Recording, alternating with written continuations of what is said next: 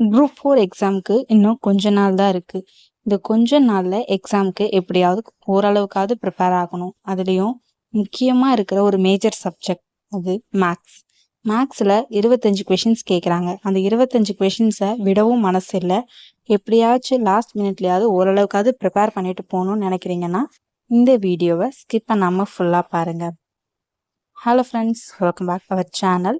இன்றைக்கி என்ன வீடியோன்னு பார்த்தீங்கன்னா குரூப் 4 லாஸ்ட் மினிட் ப்ரிப்ரேஷனில் மேக்ஸ் எப்படி பார்க்கலாங்கிறத பற்றி சொல்கிறேன். ஸோ மேக்ஸை பொறுத்த வரைக்கும் ஆப்டிடியூட்லேருந்து 15 கொஷினும் ரீசனிங்லேருந்து 10 கொஷின்ஸும் கேட்க போகிறாங்க. இது ஆல்ரெடி எல்லாருக்கும் தெரியும். மேக்ஸை சுத்தமாகவும் நம்மளால் விட்டுட்டு போக முடியாது. ஓரளவுக்காவது இந்த லாஸ்ட் மினிட்ல நம்ம பார்க்கணும். ஸோ இந்த வீடியோ பார்த்தீங்கன்னா பிகினர்ஸ்க்காக தான் நான் கொடுக்குறேன். ஆல்ரெடி நீங்கள் ப்ரிப்பேர் பண்ணியிருந்தீங்கன்னா ஓகே, நீங்கள் எப்படி ப்ரிப்பேர் பண்ணீங்களோ அதுபடியே நீங்கள் பார்த்துக்கலாம். இப்போ லாஸ்ட் மினிட்ல இதுதான் என்னுடைய ஃபர்ஸ்ட் அட்டெம்ப்ட். நான் இப்போ தான் எக்ஸாம் எழுத போகிறேன். இந்த ஃபர்ஸ்ட் அட்டெம்ப்டில் ஓரளவுக்கு முடிஞ்ச வரைக்குமாவது நான் மேக்ஸ் பார்க்கணும். 25 கொஷின்ஸ் கேட்குறதுனால சுத்தமாக மேக்ஸை விட முடியாது. மண்டைக்குள்ளே ஒரு விஷயம் ஓடிட்டே இருக்குது. ஸோ மேக்ஸை பொறுத்த வரைக்கும் ஆப்டிடியூடில் ஃபார்முலாஸ் தெரிஞ்சுக்கிட்டா போதும். ஃபார்முலாஸு இம்பார்ட்டண்ட்டான டைப்ஸை பார்த்தாவே ஓரளவுக்கு நம்மளால் அட்டன் பண்ண முடியும். ஸோ ரீசனிங் பொறுத்த வரைக்கும் ரீசனிங்கில் புக்கில் எந்த சம்ஸும் கிடையாது. ரீசனிங்க்கு ப்ரீவியஸ் இயர் கொஷின்ஸ் பார்த்தா போதும். ஸோ இது வரைக்கும் நடந்த கொஷினை ஓரளவுக்கு அனலைஸ் பண்ணி பார்த்தாவே நம்மளால் மேக்ஸில் 25க்கு அட்லீஸ்ட் 15 to 10 கொஷினாவது நம்மளால் போட முடியும். ஸோ லாஸ்ட் மினிட்ல பார்க்குறவங்களுக்காக தான் இந்த வீடியோ.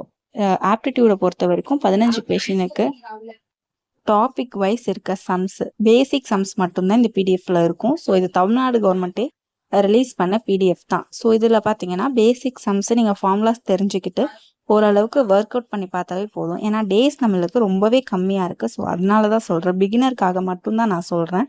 நீங்கள் ஆல்ரெடி ப்ரிப்பேர் பண்ணுறீங்கன்னா ஓகே.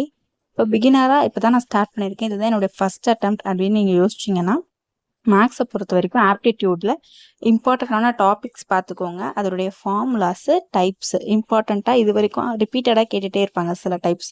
அந்த மாதிரி இருக்க கொஷின்ஸ் நீங்கள் பார்த்துக்கலாம். இந்த பிடிஎஃப் பார்த்தீங்கன்னா தமிழ் அண்ட் இங்கிலீஷ் ரெண்டுமே தனித்தனியாக இருக்குது. நான் உங்களுக்கு டெலகிராமில் சென்ட் பண்ணுறேன்.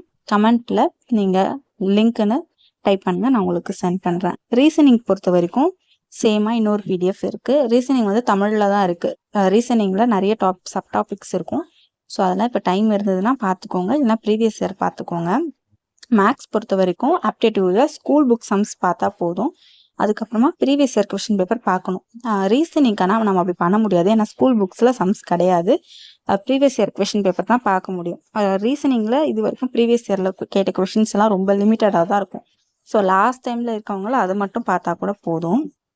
ஸோ இந்த 3 பிடிஎஃப்மே நம்ம டெலகிராம் சேனலில் நான் சென்ட் பண்ணுறேன். கமெண்ட்டில் நீங்கள் லிங்க்குன்னு மட்டும் டைப் பண்ணுங்கள், நான் பார்த்துட்டு உங்களுக்கு சென்ட் பண்ணிடுறேன். இவ்வளோதான். இதுக்கப்புறமா லாஸ்ட்டாக இன்னொரு பிடிஎஃப் பார்த்தீங்கன்னா ப்ரீவியஸ் இயர் கொஷின் பேப்பர் பார்க்குறதுக்காகவும் ஒரு பிடிஎஃப் நான் உங்களுக்கு கொடுக்குறேன். இது என்ன பிடிஎஃப் பார்த்தீங்கன்னா சாய்ஸ் அகாடமியோடைய கடல் கணிதம் புக்கோடைய பிடிஎஃப் தான்.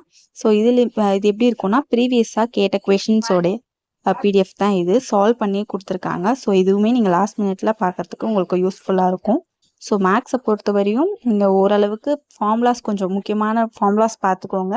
டைப்ஸ், இம்பார்ட்டண்ட்டான டைப்ஸ் பார்த்துக்கிட்டு ப்ரீவியஸ் ஒரு கொஸ்டின் பேப்பர் சால்வ் பண்ணிங்கனாவே கண்டிப்பாக உங்களால் 15 to 20 கொஷின்ஸ் சாலிடாக போட முடியும்.